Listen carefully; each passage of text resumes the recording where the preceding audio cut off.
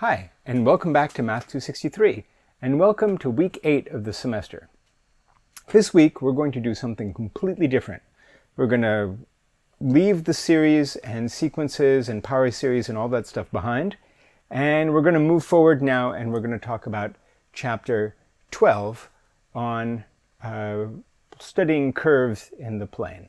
And that's what we're going to do. In this chapter 12 we're going to talk about curves. And in chapter 13, we're going to talk about vectors, and it'll be a little bit of a little side excursion into vectors.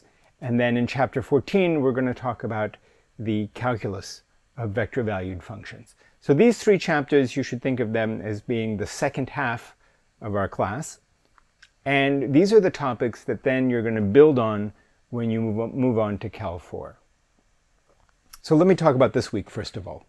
Okay, so this week we're going to focus on chapter 12. It's a short chapter. We're going to look at sections 12.1, 12.2, and 12.3. And each of those sections is going to have a MyLab homework assignment associated to it, and those will be due this coming Sunday. So before you panic about it, let me reassure you I've assigned a smaller number of homework problems from each of those sections, so I believe it should be quite manageable. As always, we have a discussion forum post that'll be due on Wednesday, a first post, and then a follow-up post will be due next Sunday. So that's in Blackboard. And we also are going to have a last problem set that has to do with the sequences in series and power series that we just did. So we will have a written homework assignment also due next Sunday. And that one will be a small number of questions having to do with power series, just to be sure that you can write an argument and understand how the pieces fit together.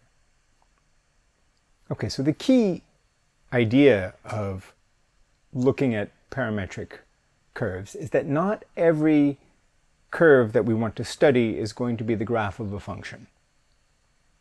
Right? The graph of a function satisfies a vertical line test.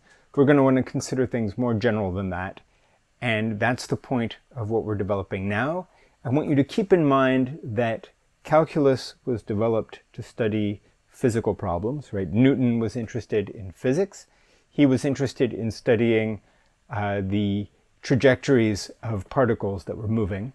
So everything that we're going to be doing from now until the end of the semester, you want to think of it as being a key tool for understanding motion and trajectories.